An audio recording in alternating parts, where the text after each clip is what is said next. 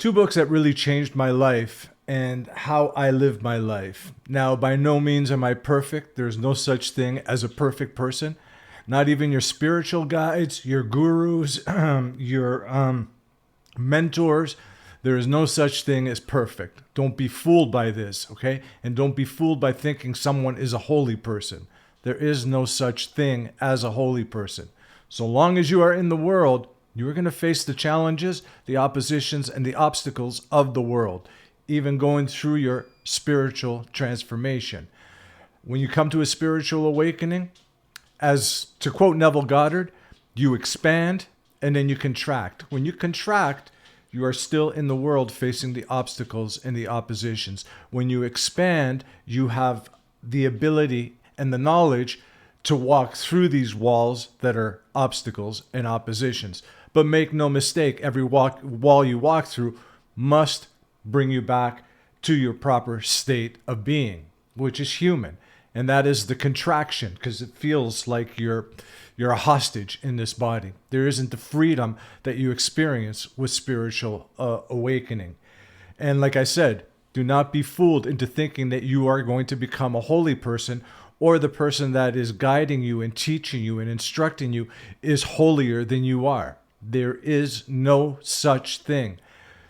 And by me sharing this with you now, I don't want you to even imagine myself, as I said, a holy person.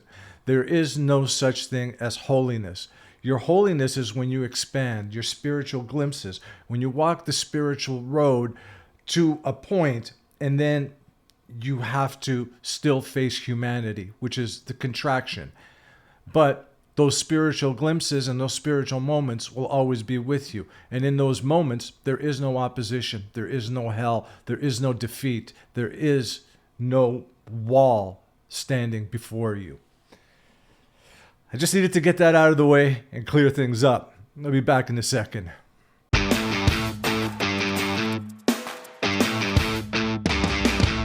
Hey everybody, welcome to Tea Talk. Thanks for joining me. This is Nick. Please feel free if you want to share a story. Hey, if you want to correct me on something that you've been taught differently that maybe I haven't experienced or explored, please feel free with the email address in the beginning. Drop me a message. If you don't want to do it over Zoom, we can do it through communicating back and forth. And if you allow me, I can share your story here on this platform. If you want to do a Zoom, we can do a Zoom and we can post it here for the community and the group, and so people can see different perspectives and what they have gone through in their spiritual journey and whatnot. Tea Talk. The two books that really changed my life and that really opened up my eyes, first and foremost, was this book. This book has been with me since the age of 22. And at 29, my father gave me a Greek version of it. He gave me that his father had passed down to him, right? There wasn't a single mark in that Greek book. I could barely speak the language.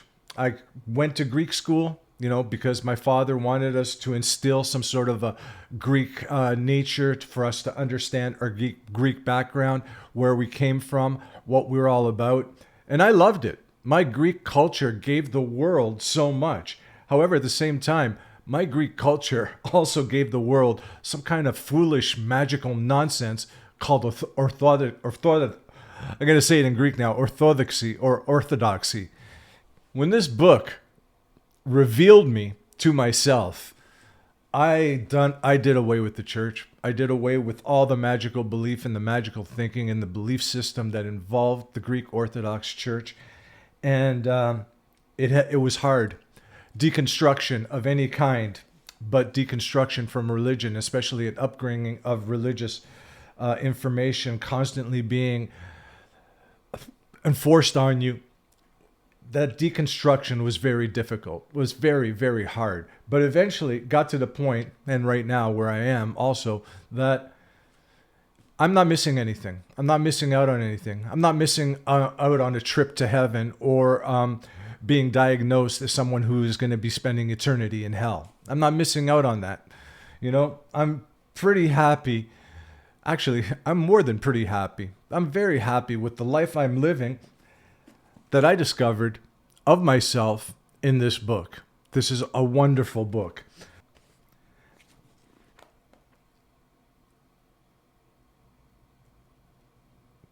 Blessings are upon the head of the just, but violence covereth the mouth of the wicked. Chapter 10 of Proverbs. I just flipped open to Proverbs. I was going to say that it's really difficult nowadays for me, being a 60-year-old man, and relying on reading glasses, even with my reading glasses, to make out the little letters on here. Once upon a time, though, I was able to make out these letters just reading by candlelight back when I was probably up until about 35 years of age. Around like my late 30s, early 40s, I started realizing that I needed reading glasses. And although I could see, wow, this is really incredible. I used to collect four-leaf clovers, five-leaf clovers, and I was looking for the elusive six-leaf clover, and I couldn't find it. And every time I collected them, I would stick them in a book, and I would use the Bible. And the Song of Solomon, I just opened up to it here, and I've got a four-leaf clover, a five-leaf clover, and another four-leaf clover in here. And the Song of Solomon is a beautiful, beautiful poetic piece of literature. It is absolutely incredible. And, you know, the religious section of the world will have you believe that it's a marriage between, or a relationship, or a romance between Jesus Christ and the church. What foolishness, what foolishness and what nonsense. It is definitely a romance and it is definitely a relationship. But it's personal. It's between you and your spirit and your spiritual growth and whatnot. As I was saying before I got carried away, right? My father gave me this Greek book and I could barely make out the letters. And back then I was able to read through the by candlelight in the evening. And I had perfect vision and whatnot. But I was not a Greek scholar. Going to Greek school and learning the language and learning about my heritage and my background and all that was enforced on me. It was shoved down my throat. And at one point, I believe around my late teens, probably between 17 and 19, I completely gave up on it. I just, something happened and I couldn't even read the Greek language. I know that I had the reading ability and I know I had the writing ability in me from going to Greek school, spending something like 7 or 8 years in a Greek school in downtown Toronto, and learning the language and learning how to write and all that. But something happened. I just completely erased it from my mind. I blocked it out of my head. I could barely even speak Greek to my parents. It was half Greek and half English. And although my father and my mother were used to me talking like that, a lot of my other relatives thought that it was foolish that I didn't understand or know how to communicate in my native tongue. Or my native tongue was English, but in my Greek language, I should say. I can't find the words for it now, but I wasn't able to communicate like the way the rest of my cousins could in the Greek language. I also noticed something else, that a lot of my relatives and cousins who were constantly communicating Greek had a strong accent to their English language. I had no strong accent. It left me. But at the age of 30, when I decided to come out to the West Coast, my father gave me his Bible in Greek that his father had passed down to him. And there wasn't a mark in there. And I don't know what happened. You guys will use your reasoning mind and your rational mind and say, well, you went to Greek school. You knew, you just blocked it out and now it came back to you. But it came back to me in a way that I could fully comprehend everything I was reading. I was not only able to fully comprehend it, but I was able to translate it to my understanding that it was a spiritual book, and that even this in another language was opening up in me, flooding me with the understanding, spiritual understanding of what was taking place in me, what was happening to me. And I would highlight things and I would, mark them, and I would flip the corners on pages and save my spot where I was reading and whatnot. And I remember going to my parents and showing them all this stuff, especially from the book of Job. There was so many things in the book of Job that tied in the New Testament. It was almost like the New Testament and Job were one and the same. And they pretty much are. I kept seeing the Jesus Christ character in the book of Job all over the place. But in Greek, it was so evident. It was so obvious. Now, I don't know, it's because of the language may have been, you have to interpret it backwards. You know what I mean? I'm stumbling for words here. I don't know how to explain it. It was almost written in a way where you read it how you would properly read from left to right and whatnot. But it almost seemed when you translated, you had to start from the end of the sentence and work your way to the start. I don't know what that's called right now. It evades me, and I have no idea. I'm positive that the world has some sort of definition and term for what I'm trying to describe, and I just can't draw it out of thin air right now. I don't know what that term is, but that's how it seemed to me. And I remember taking this book to my dad and all the stuff that I had highlighted, and he thought I was the Antichrist, thought I was the devil. He says, "What are you doing?" He goes, "Why are you marking the book like this? Why? What does this mean to you? What do you mean, Job? Why are you bringing up Elihu? What does Elihu have to do with today's times and era and stuff like that? We belong to Jesus Christ." I'm thinking to myself, Dad, Jesus Christ is in every single one of us. And that awakening, when that takes place, is the Jesus Christ you are waiting for to whisk you off to Never Never Land. Well, he didn't want to hear anything about that. He didn't care about it. He thought spirituality was complete and utter nonsense. If it didn't come from the church, it was the devil's work, and that's what it was. And then on top of it all, even being like in my 30s, he had the audacity to actually scold me and really tear a strip off of me for highlighting his Greek book. And so I said to him, "I'm sorry I highlighted your Greek book. I'm sorry I did all this. Here, take your book back. I'm not interested in it."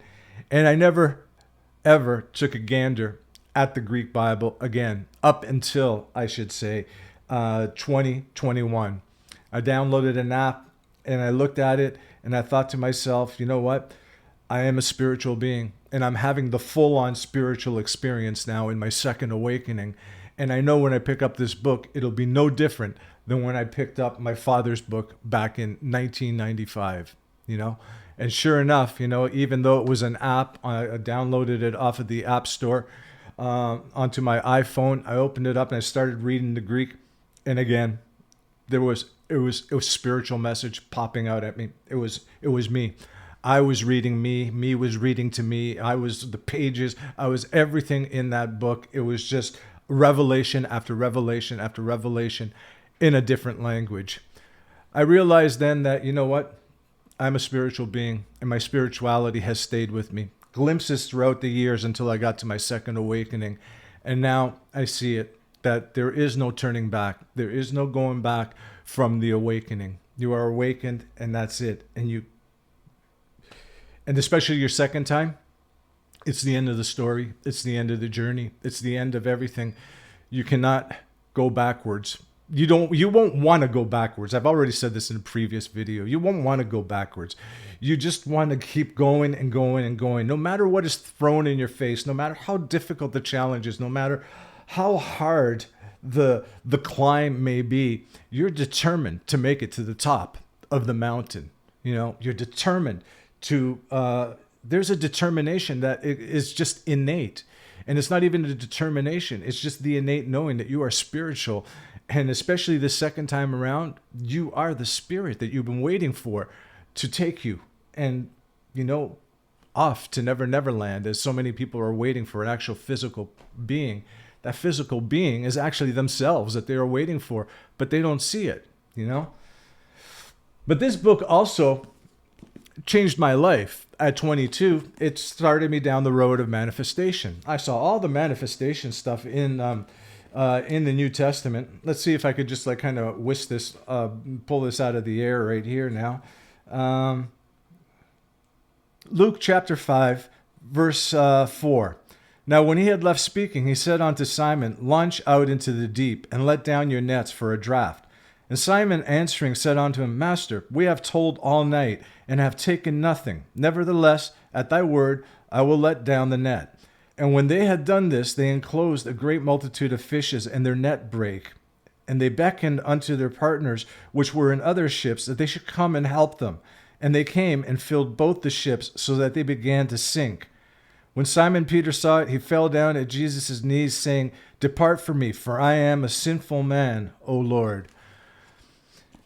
Not the manifestation thing I wanted to pull out of thin air for you guys, but nonetheless, it is showing you that Peter, having whoever this Peter is, there is no, it's just a name in a book, right? But whoever this Peter is, he had the will and the strength and the confidence to believe in the Jesus Christ in him, to knowing that if he just tried it one more time, he would succeed. And sure enough, he did succeed. And not only that, there was so much of it that it took 2 ships to help them out. And that is how manifestation really works, right? And especially in your spiritual moments, in your spiritual awakening, that's how it works. The Jesus Christ that is in the book and that is seen as someone standing on the shore is always the Jesus Christ that is in you. It has to be told in the form of a story, and that's how it was told, in the form of a story. The author chose to use certain names like Peter and Andrew and Philip and whatnot to show of the experiences that he was having. And so in order to show this experience, he turned it into a story, or they turned it into a story, which really in actuality is a testimony. So that Jesus Christ that is standing on the shore is always the Jesus Christ that is calling out to you in your spiritual awakening, and is the Jesus Christ that awakens in you. And awakening in you, you now know that you have the strength, even though you've been toiling all night long trying to do something, with just having that faith and that belief in knowing that you have the power to capture the thing that you want. The Jesus Christ that is awakened in you will work through you to prove to you that you can fill a net so big of the things that you want that it would take like multiple people, multiple vessels to help you bring it onto your vessel, or bring it onto shore, or, fill your home or whatever, Not the manifestation thing that I was hoping to show you guys. But you know what? I understand it from that perspective. I also understand that everywhere that Jesus Christ is helping another, it's always that other that is awakened to Jesus Christ. It is always a communion with God. That is that union with God. Every single person that he has healed, that he has helped, that he has guided, that he has directed, is always that person waking up to realizing the Christ, the Jesus Christ that is within them. But again, I have to say this so you guys understand. The author, which was testifying of his or her spiritual experiences, told it in the form of a story, knowing that you will have a similar experience, maybe identical experience, and you will understand why it had to be told in the form of a story, and that Jesus Christ that awakens in you, which is you, is a union first with God, and then it becomes an evolution, every day changing, every day evolving, every day growing, expanding, contracting, expanding, contracting, expanding so big one day, contracting for a little while after that, then expanding to be greater than that day, and so on and so forth. It's an evolution and progress towards your spiritual identification, recognition, and the God that is truly within you, and that is you. For you are made in his image. And you know this especially through your second spiritual awakening, but you also see it in your first spiritual awakening, that God and you are one, and there is no separation. To quote Neville Goddard again, God cannot be so close as to be near, for near implies separation. So God has to be you, has to be with you, has to be in you, has to transform you to be God. That is the only thing that exists. For even to think that God is so near is to imply separation.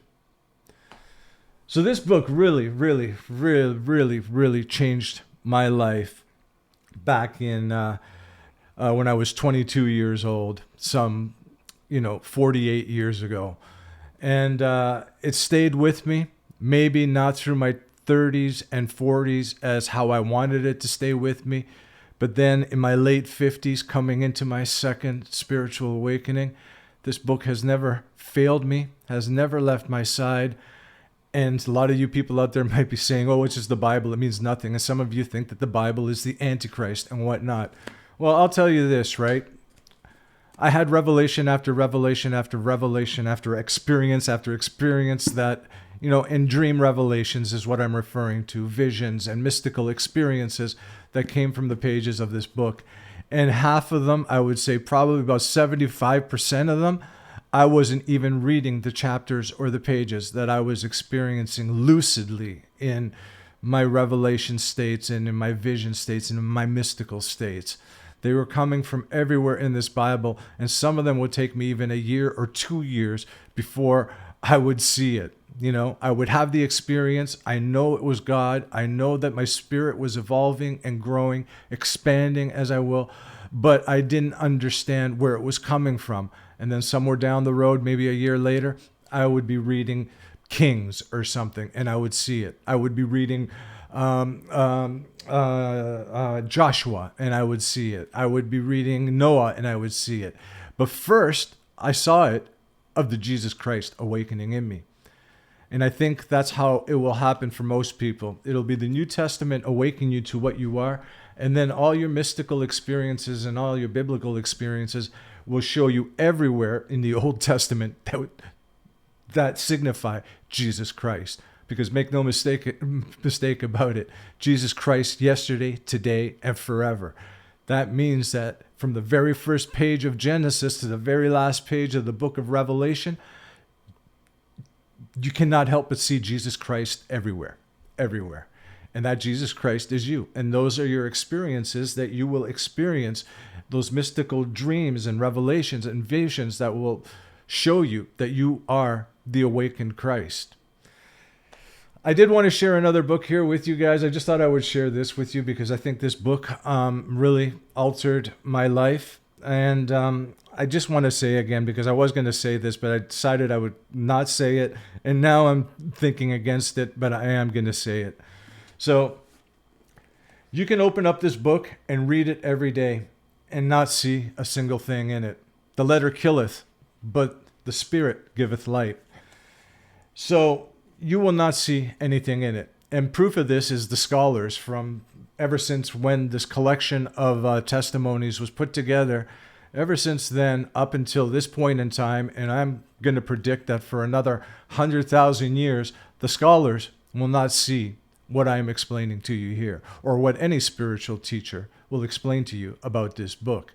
The letter killeth. And the letter killeth means that, you can read every single word in this book. You can read every single story, and you cannot, and you will never ever run out of things to say from a conceptual, from a worldly perspective, and you will never see the spiritual that is in here. But the Spirit giveth life. That means that when you have your spiritual awakening and you see the spiritual message in here, you'll understand that it is a spiritual book. And it has been read wrong and has been put into the wrong hands, and they have treated it like an idol, and they stick it in their churches and in their denominations, and they refer to it, and they have you supporting them that shove this book down your throat, when in all actuality, this book, when you have your spiritual awakening, when you open up this book, you will be surprised at the similarities between your experience and the testimonies of these authors in this book. This book, Neville Goddard, The Law and the Promise, at Your Command. This book helped me greatly with understanding my fails at manifesting, got me on the road to properly manifesting, and also showed me that I am a witness to Neville's testimony here of the law and the promise, having myself had all the experiences that Neville spoke about. This is Nick. This is Tea Talk. We'll talk about that in the next Tea Talk.